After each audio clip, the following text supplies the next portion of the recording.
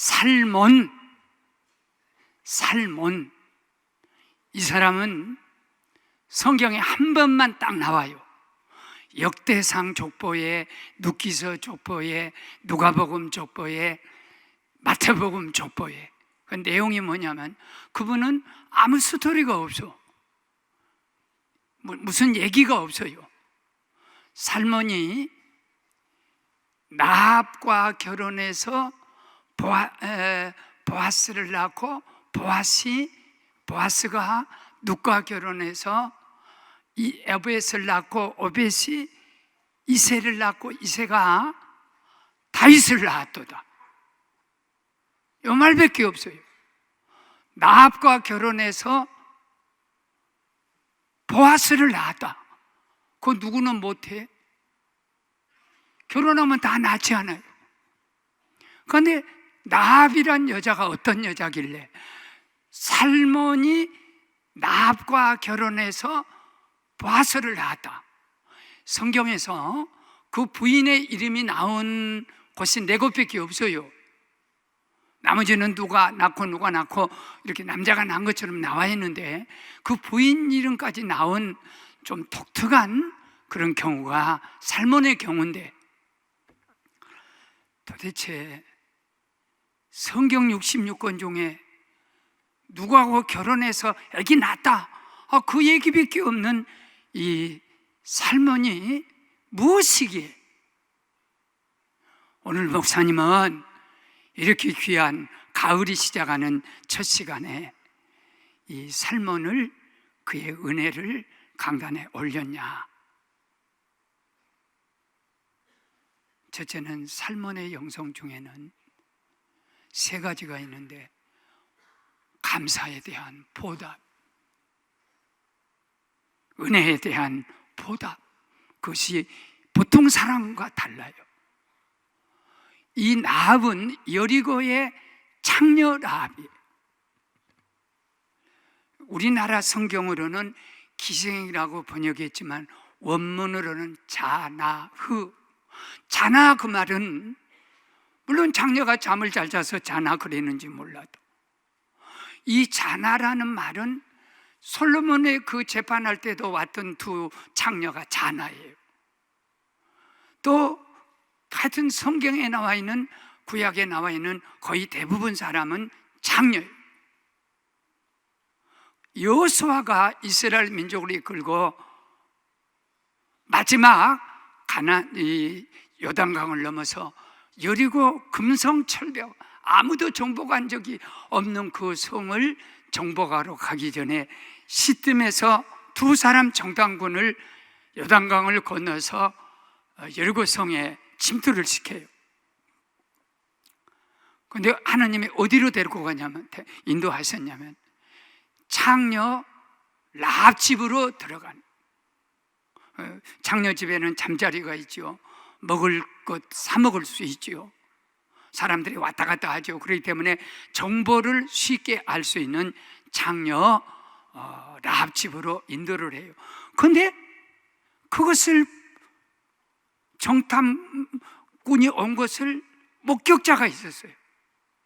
그래서 여리고 왕에게 그 목격자가, 우리가 분명히 보니까 요단강을 건너서 온 이스라엘 2 사람 스파이가 창녀 라합 집으로 들어간 것을 봤습니다.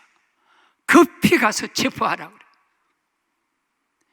그런데 군인들이 와서 체포하려고, 너희 집에 저 이스라엘 스파이가 들어온 것을 신고한 사람이 있다, 끌어내라 그랬더니, 맞아요, 아까 대낮에 스파이 2 사람이 우리 집에 왔어요.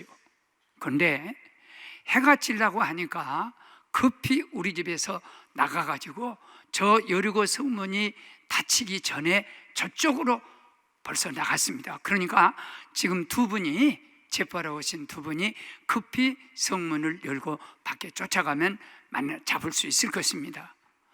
그렇게 해놓고 2층, 소위 이 옥상, 유대인의 집들은 거의 우개를 옥상으로 만들어요.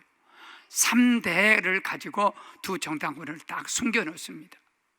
그리고 그 사람들에게 산속으로, 여리고 산속으로 들어가서 3일 동안 꽉 숨었다가 이 정세가 잠잠해질 때 당신들이 여리고를 다 정탐하고 당신 뜻대로 하고 돌아가십시오. 그렇게 해서 이 장녀지만은, 장녀가 어떤 생각을 가졌는지, 이스라엘 두 정탐꾼을 숨겨서 살려주면서 자기 민족을 배반,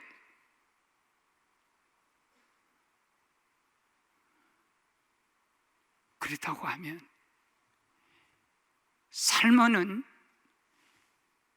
아브라함의 9대 손이고 다윗의 고조 할아버지고 예수 그리스도 42대에 오는 그리스도의 중간 조상이, 이게 유대 적통이에요. 적통. 그리고 정통, 왕이 될 수 있는 왕족의 정통이에요. 누가 그렇게 해서 여리고를 무너뜨리고 이스라엘 민족이 점령을 했는데, 점령하고 딱 보니까 과연 누가 이 장녀, 여리고 장녀, 세상에 다 알려진 장녀하고 결혼하냐. 결혼하기 곤란한 점이 한 3가지가 있어요. 하나는 이방 여자입니다. 적통이요, 정통이요, 왕통인 이 살몬이 이방 여자하고 결혼할 수 없어요. 더군다나 장녀하고 결혼할 수 없어요. 당시 장녀가 왜 동네에 와서 살도록 모든 여리고 성 사람이 허락하고, 특별히 또 성벽에다가 집을 지어서 살 수 있도록 그런 좀 어떤 특혜를 누렸냐 하면, 가나안 지역에 사는 모든 장녀들은 이 가나안 종교의 사제들이 아세라 목상 아세라 목상과 바알 신할 때 바알 신은 남자 신 사제가 이끌어가고 아세라는 여자 사제가, 이 신전이 전체가 그 창녀들이 득슬거리는 그런 소위 종교 창녀 소굴이. 그러니까 이건 완전히 없애는 거야, 하나님께서.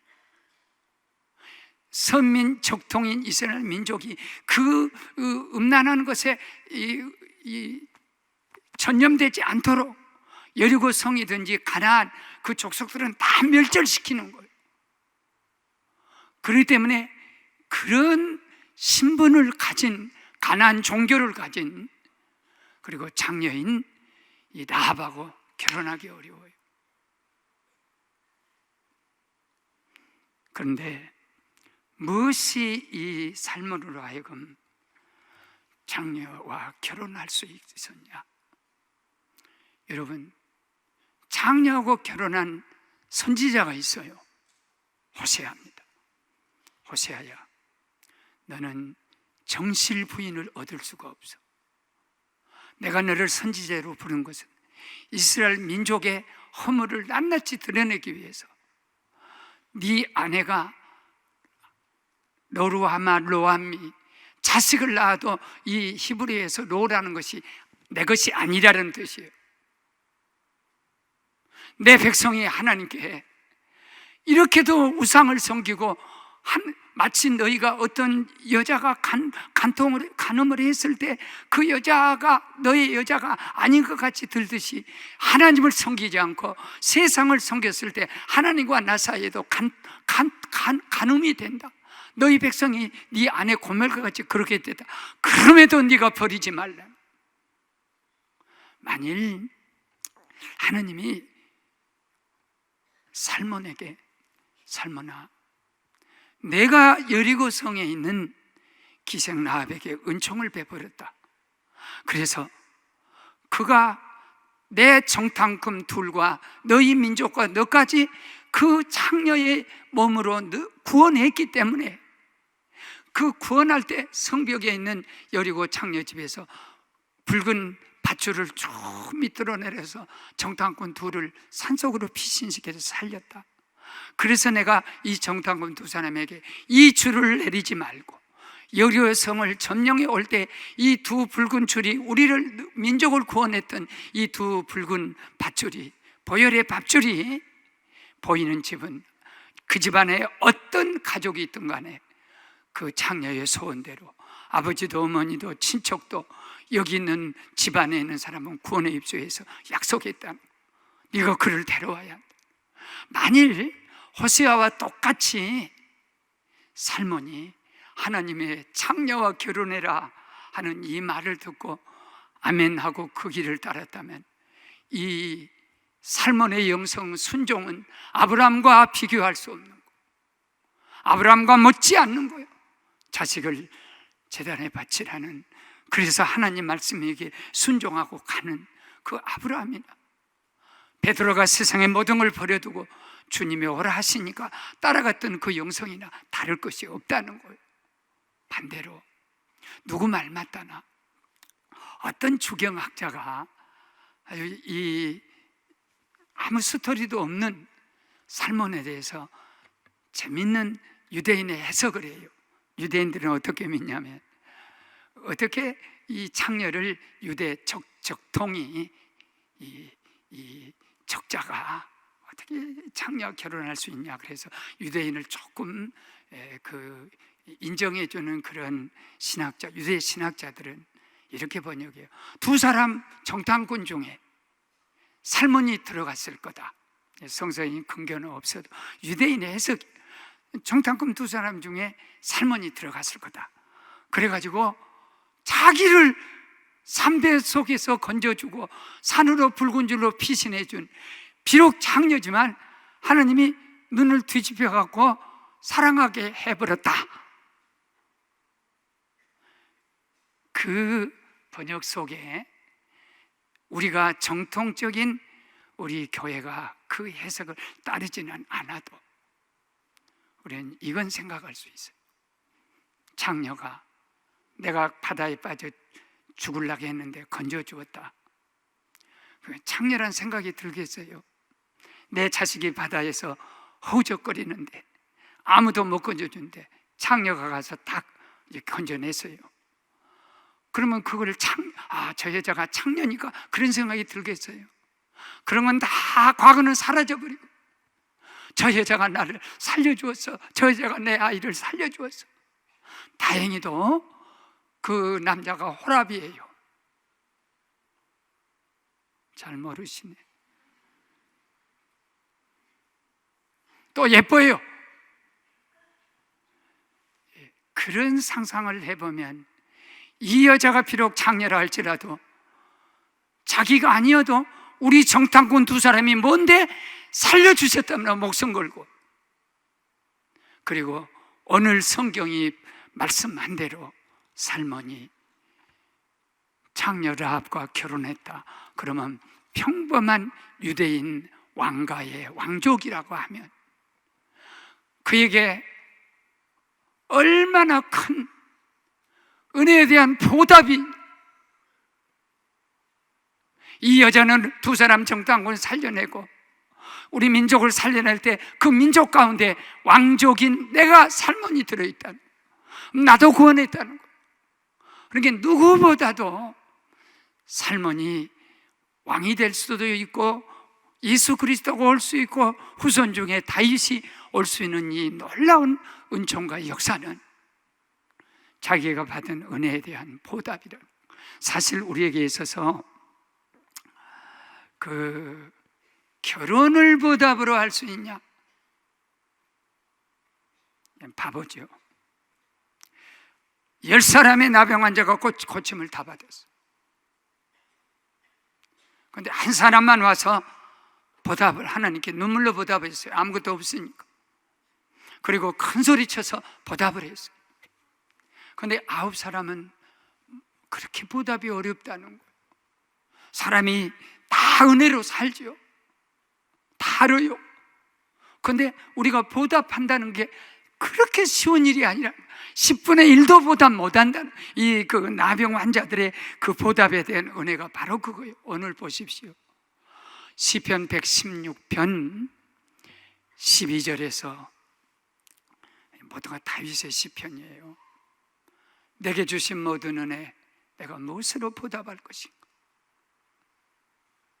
그 보답이요, 성전 건축이었고, 그 보답이 일생 동안 하나님을 찬양하는 거였고, 일생 동안 주님을 사랑한 것이었어요. 나의 힘이 되신 여호와여, 내가 주님을 사랑합니다. 그에게서 한순간 어떤 때라도 그걸 잊어버린 적이 없어요. 그렇기 때문에 역대상 29장 14절 보면, 우리가 무엇이간데 성전 지을 수 있는 물질의 축복을 주님께 바치겠습니까? 내 것이 아닙니다. 다 주께서 내게 주신 것을 주님께 드렸을 뿐입니다 할 수 있는 이 보답의 은혜가 사도 바울로 이어오면서 로마서 1장 14절에 유대인이나 헬라인이나 지혜인이나 야만인이나 나는 세상 모든 사람에게 빚진 자요, 빚 안 갚을 수가 없어, 그래서 내가 복음을 전합니다 할 수 있었던 이 놀라운 빚진 자의 부채의식, 이번에 지리산에 나는 지리산이라 그러니까 좀 가고 싶었어요. 지리산을 잘 못 올랐습니다.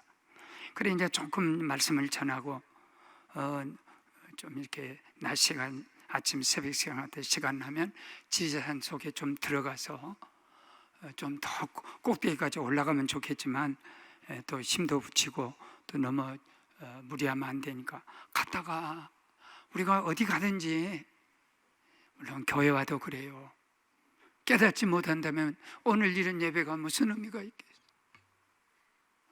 장로님이 왜 오늘 저렇게 절실하게 기도를 할까?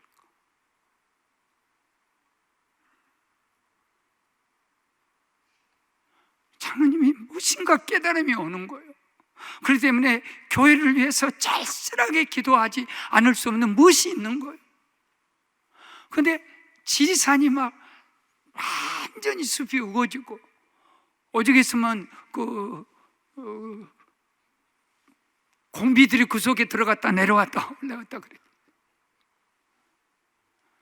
그런데 땅을 이렇게 봤더니 그렇게 기름질 수가 없어. 땅은 자기 있는 생명과 에너지 전체를 모든 나무에게 다 주어요. 그러면 나무들은 그것을 받아가지고 쭉쭉 큽니다. 그리고 잎이 무정합니다. 과일, 열매를 맺는 것도 있고 꽃을 피우는 나무도 있고 무성하게 올라가요.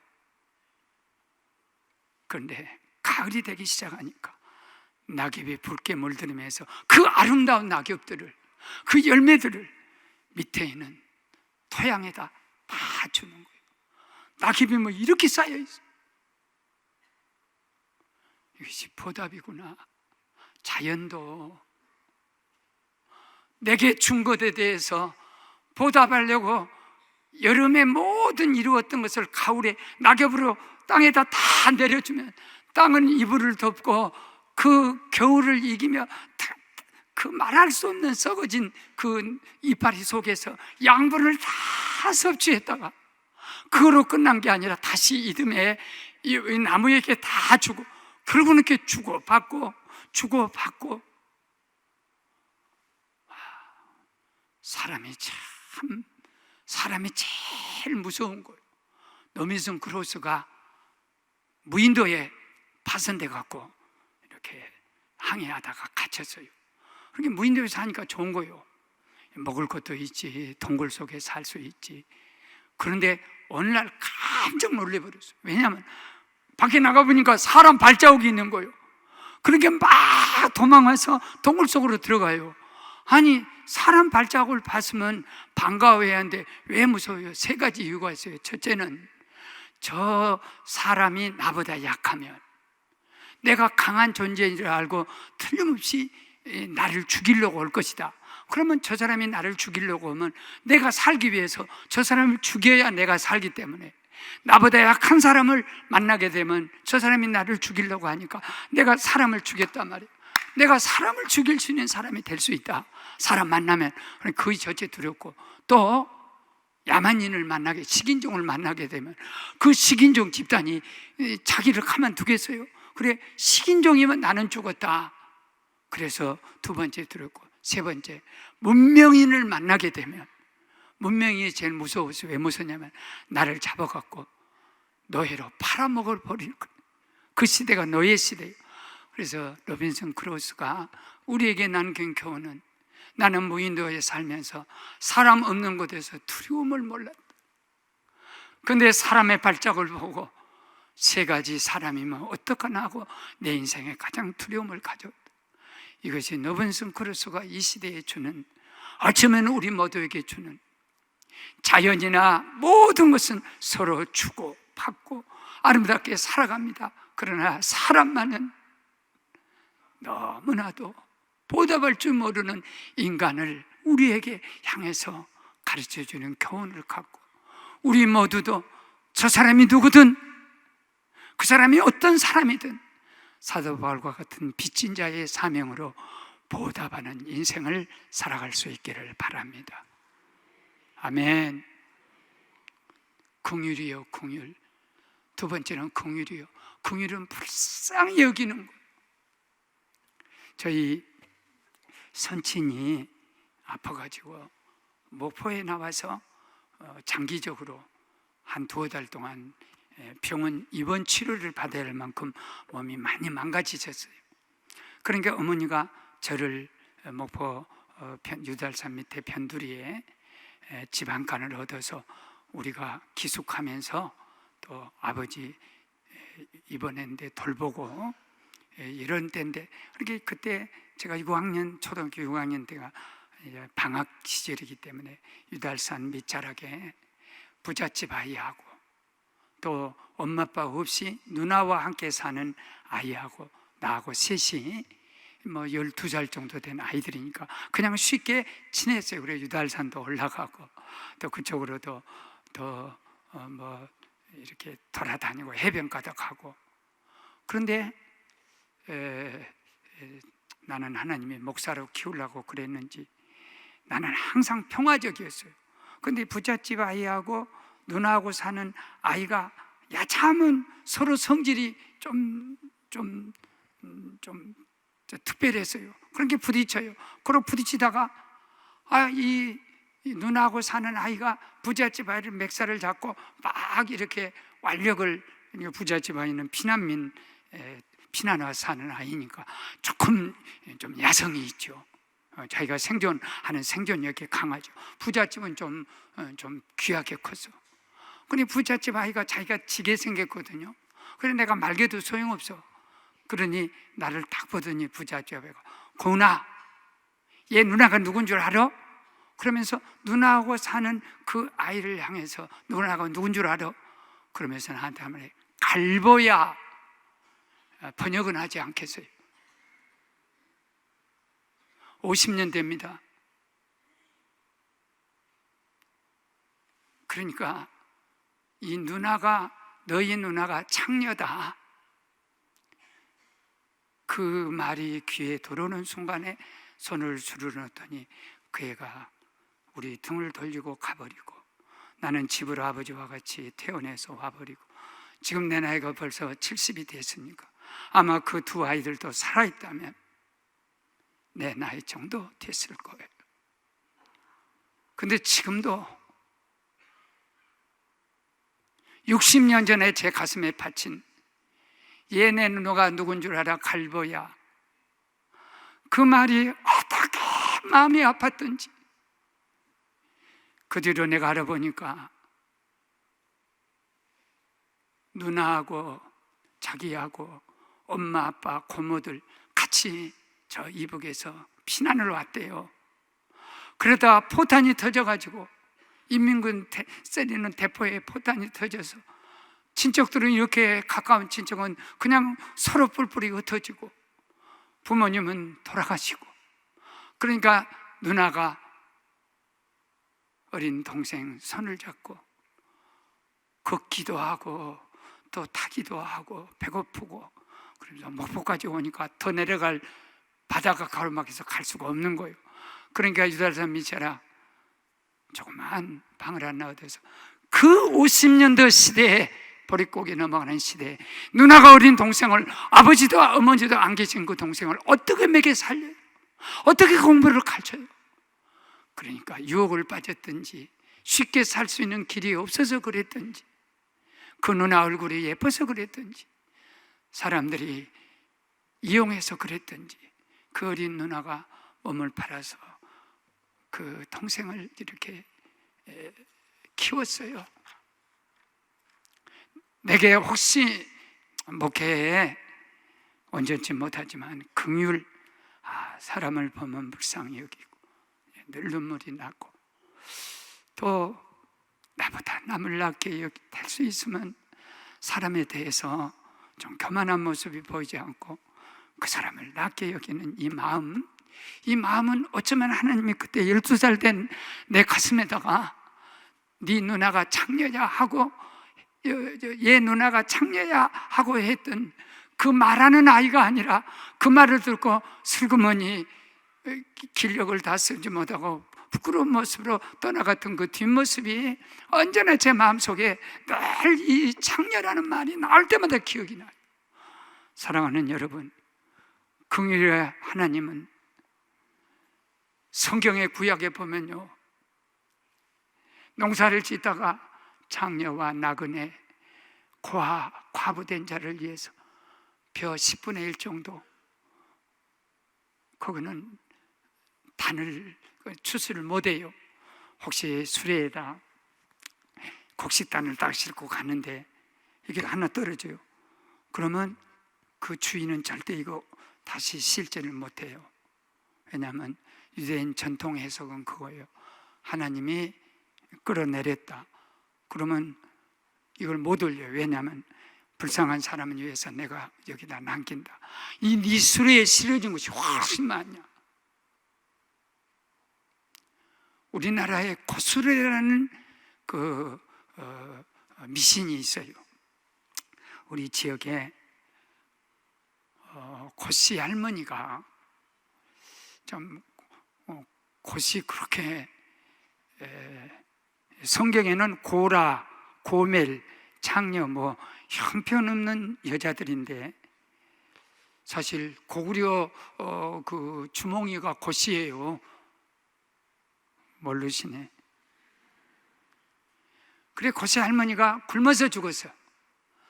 그래, 그때부터 미신, 민간 신앙은 밭에 가서 밥을 먹을 때도 꼭 그 밥을 쇠참 드실 때 고수래, 고수래, 그럼 고수래하고 던지고, 어디 잔치집 가서 떡을 갖고 올 때 집에 안 들어와요. 딱 반찬, 소국, 돼지고기라도 조금 뜯고 떡 뜯어서 고수래 하고 던져요. 결국은 그러면 짐승이 우리 민족은 소위 감을 딸 때도 같이 밥이라 해서 남겨둔 것 똑같은 이 정신은 유대인의 긍휼 정신이나 우리 민족의 콩 한 쪽이라도 나눠 먹는다는 이 긍휼 정신은 맞닥뜨린 거예요. 그런데 긍휼 없는 자는 긍휼 없는 심판을 받으리라 하는 야고보 2장 13절 말씀과 같이, 어떤 사람이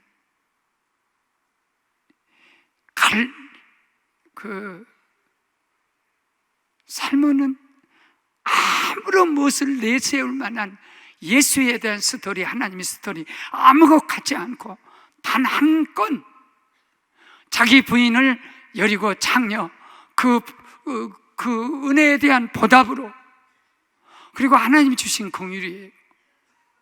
그 창녀를 봤을 때 벌벌 떠는 거예요. 뭐 누가 그 창녀를 좋게 생각하고서. 그런데 이 하나님이 사랑한 자, 하나님이 지켜준 자, 내가 저 여자를 불쌍히 여기지 않으면 설 자리가 없는 거예요. 그래서 자기 족보에 붙여주는 거예요. 예수 그리스도가 저와 또 우리같이 모자라고 부족하고 어디 가서 뭘 내놓을 수 없는 이런 우리를 붙여주지 않았으면 크리스찬이라는 말은요, 크라스데 곁에다 우리를 붙여놨다는 뜻이에요. IAN이 붙여놨다는 존재가 기독교인이라는 거예요.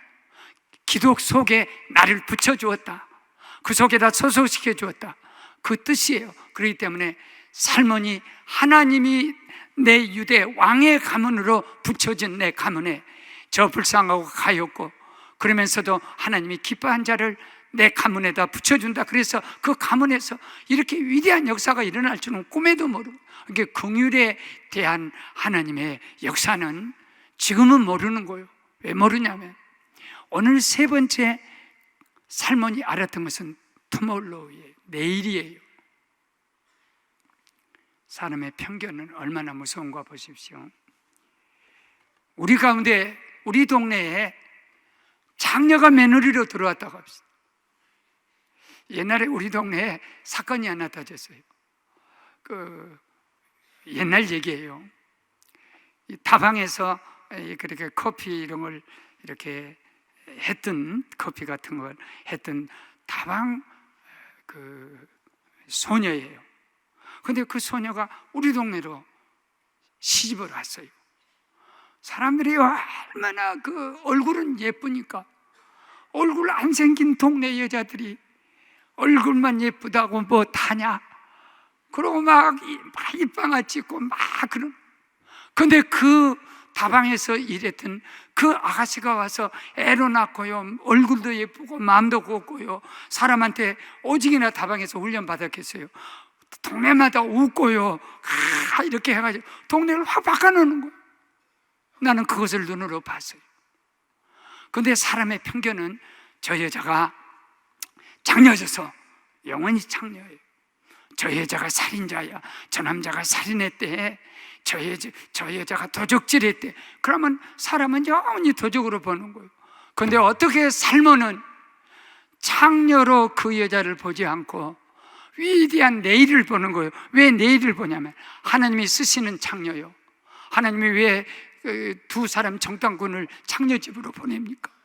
그리고 그는 과거는 장녀였어요. 그러나 지금은 엄청난 역사를 심어놨어요. 오늘은, 어제는 장녀지만 오늘은 그가 어마어마한 미래를 심어놓은, 저축한, 영적 저축을 한, 은혜를 저축하고 축복을 저축한 소위 저금통장을 갖는 여자와 같은 거예요. 왜냐하면 살몬이 장녀와 결혼해서 보아스를 낳고, 보아스가 룻과 결혼해서 오벳을 낳고, 오벳이 이새를 낳고, 이새이 다윗을 낳고, 다윗의 후손 중에 예수 그리스도가 나오시더라.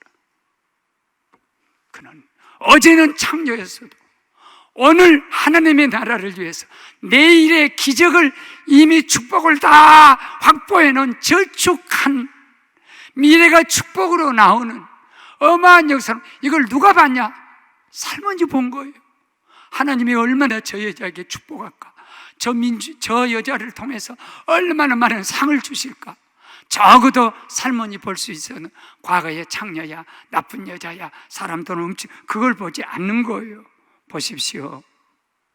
선입견은 모든 사람을 여리고 창녀라고 봅니다.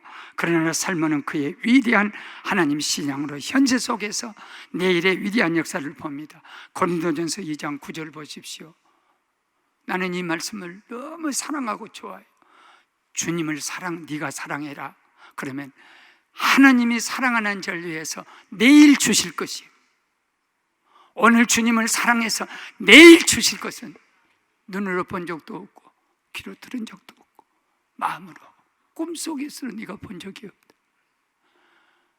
오늘 주님을 사랑한 자, 오늘 주님을 위해 일한 자, 내일은 어마어마한 축복인데 이걸 볼 수 있는 눈은 영의 눈이고, 긍휼을 베푸는 자에게, 보답하는 자에게 이 미래가 이어지는 축복을 주실 줄 믿습니다. 그래서 내일을 저축하자. 아버지, 우리의 눈은 얼마나 편견을 가졌는지 멀리 보지 못했습니다. 영적 눈을 뜨고 보답하는 사람에게, 긍휼을 베푸는 사람에게 엄청난 미래의 축복을 다윗과 같이 주듯이, 예수님과 함께 주시듯이 그런 은혜를 우리에게도 이 가을에 주시옵소서. 예수님 이름으로 감사하고 기도합니다. 아멘.